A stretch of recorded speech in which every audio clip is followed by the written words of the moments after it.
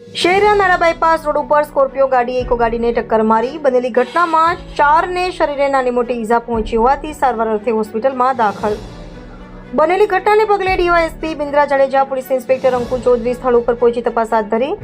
Police ફરિયાદમાં બનેલી ઘટનામાં સ્કોર્પિયો ગાડીના માલિકે ઇકો ગાડી પર અને અંદર બેઠેલા ઈસમો પર ડીઝલ છાંટીને આગ લગાવવાની કોશિશ કરી હોવા સાથે એટ્રોસિટી સહિતની 281, 125A, 109A, 61, 1B, 18, 91, 324, 351, 2, 352 કલમ હેઠળ ગુનો નોંધવામાં આવ્યો હતો.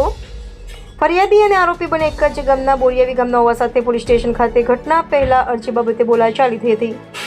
સ્કોર્પિયો ગાડીના માલિક મહેન્દ્રસિંહ ગુલાબસિંહ ડાભીએ જણાવ્યું હતું કે હું પોતે ઘટના બન્યા બાદ પોલીસ સમક્ષ હાજર થયો. મારી સામે થયેલી ફરિયાદ રાજકીય ઇશારે થઈ હોવાનું લાગી રહ્યું છે. મારી પણ ફરિયાદ પોલીસે લીધી નથી. બનેલી ઘટના બાદ તાલુકા પંથકમાં અને રાજકીય ક્ષેત્રે ભારે ચર્ચાનો મુદ્દો બન્યો. બનેલી ઘટનાની નાયબ પોલીસ વડા બિન્દ્રા જાડેજા તપાસ કરવા સાથે આરોપીઓને કોર્ટમાં રજૂ કરીને રિમાન્ડની માંગણી કરવામાં આવે તેવી શક્યતાઓ. રિપોર્ટર પાર્થિવ દરજી, પંચમહાલ.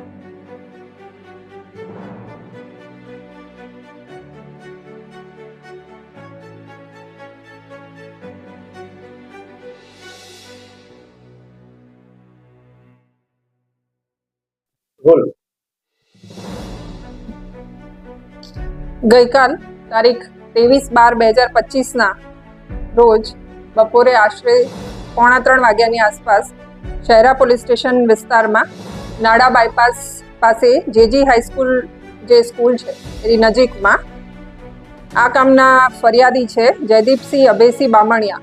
તેઓ પોલીસ સ્ટેશન એક અરજીના કામે તેમના સાક્ષીઓ સાથે આવેલા હતા અને પોલીસ સ્ટેશનમાં તેમનું કામ પૂર્ણ કરીને પોતાના ઘર તરફ નાડા બાયપાસથી જઈ રહ્યા હતા. તે સમયે આ જેજીસ હાઈસ્કૂલની પાસે આ કામના જે આરોપી છે મહેન્દ્રભાઈ ગુલાબભાઈ ડાભી તથા તેમના બીજા આ કામના અન્ય આરોપીઓ તેઓ સ્કોર્પિયો ગાડીમાં આવી અને આ જે ફરિયાદી છે જયદીપસિંહ તેઓ ઇકો ગાડીમાં પોતાના ઘર તરફ જઈ રહ્યા હતા. તે સમયે સામેથી સ્કોર્પિયો ગાડી લાવીને ઇકો ગાડીને ટક્કર મારવામાં આવી.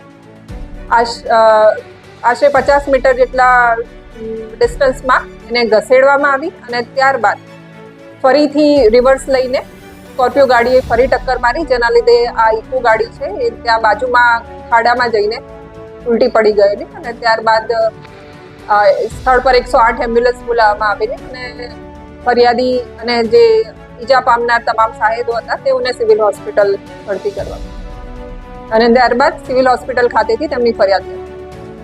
મેડમ આજે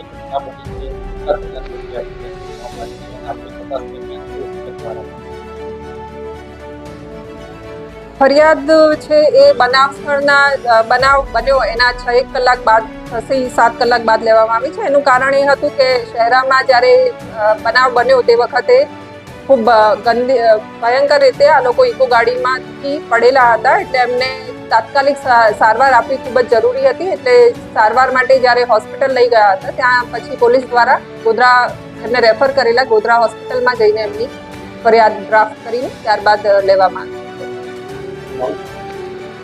મારું નામ બૃંદા જાડેજા, ડીવાયએસપી.